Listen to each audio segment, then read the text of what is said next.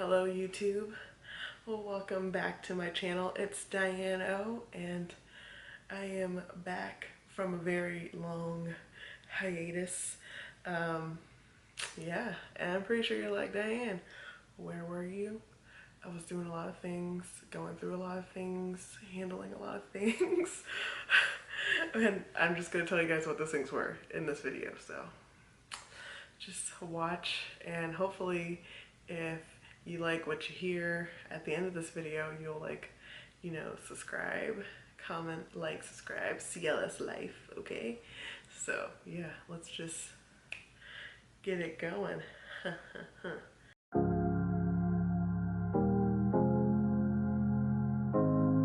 So I have been gone for like 3 or 4 months from this channel for many reasons.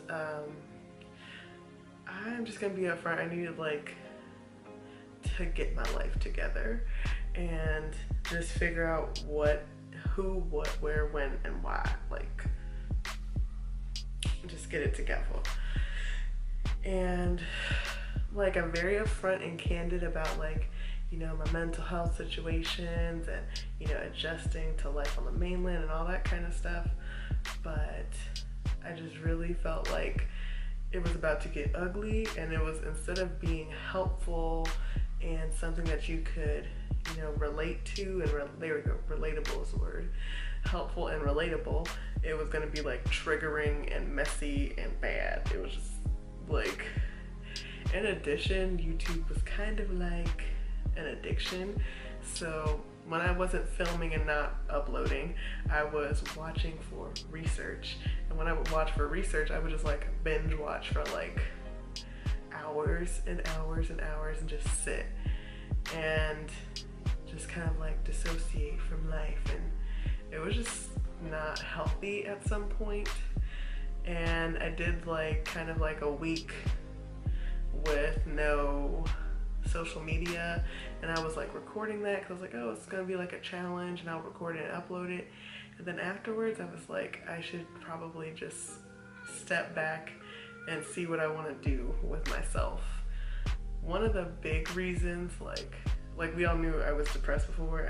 That is not a secret. I think I even said in the video.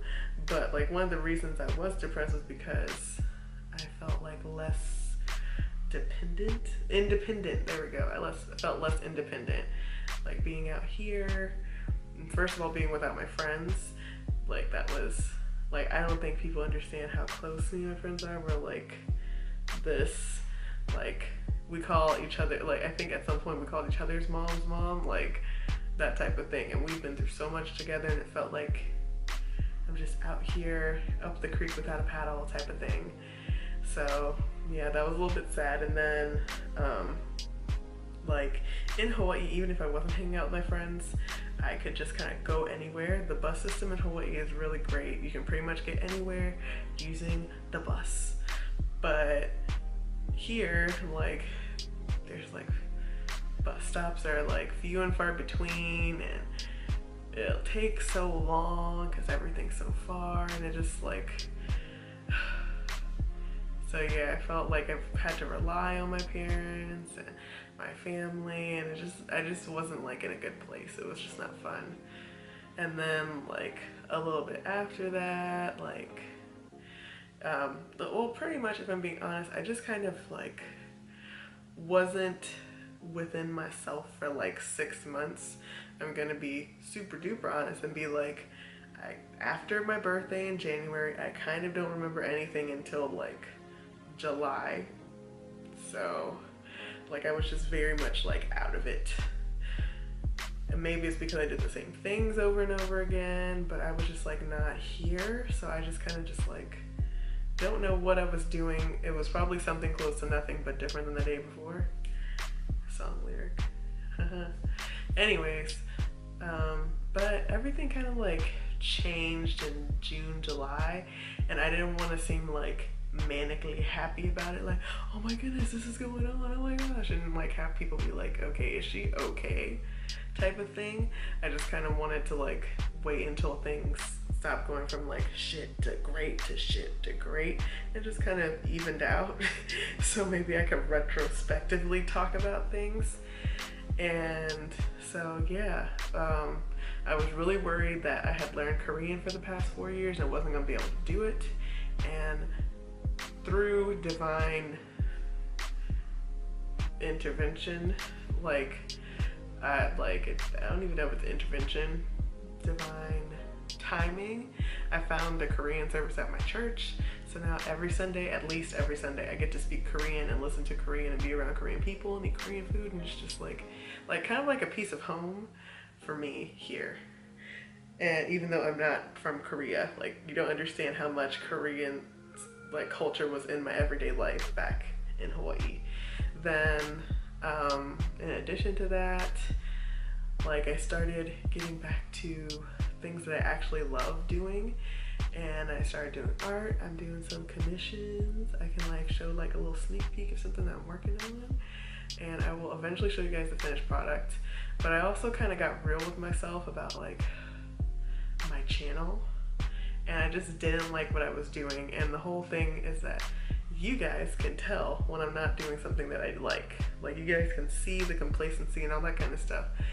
So, you know, like, I just didn't want to keep putting out complacent bullshit.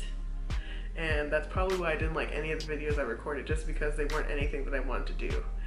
And to be honest, when I filmed my like art video, my failed Mother's Day thing, it was actually really great because like I got to work on time lapses and stuff like that, and I just realized like, wow, like art is something that I love doing. I need to focus more on it and maybe incorporate it more on my channel. I also need to incorporate more Korean on my channel because I don't know if you guys have read my channel description, but it's in Korean. And if you watch all the way back to my first video, I said I was gonna speak Korean, and I just didn't because I was like super insecure and embarrassed and worried about it. And so yeah, like I kind of just avoided the things that I wanted to do truly because I was afraid they weren't going to come out okay. Like they weren't going to be up to my standard. And it's kind of something like speaking Korean, doing art is something that's precious to me. And if I put it out there and somebody like criticized it or said something bad about it, it would hurt a lot more than like somebody criticizing me doing one of these videos or somebody not liking my review of Get Out, you know? But yeah, that's another thing. Since it's actually past my year anniversary of being on YouTube, it's kind of like, you know, not that I expected to jump on YouTube and be a success, but I got my first maybe 25 people subscribed really fast. So I kind of thought it would be the same consistent growth, and it just didn't. And to be honest, it was mostly my fault because I'm not consistently putting out content. But you know, like you're like, man, you like sit there and you'll be like, I made a good video, I worked really hard on this, I put time in this, and nobody's watching. And it can be like really like damaging to your self-esteem. And then in addition, you guys have heard me talk about this, I had friends I started doing YouTube with, and their channels got more subscribers than mine did. But that was just kind of because like they were doing something that is not easier to do, but like has more of an audience, like makeup YouTubes.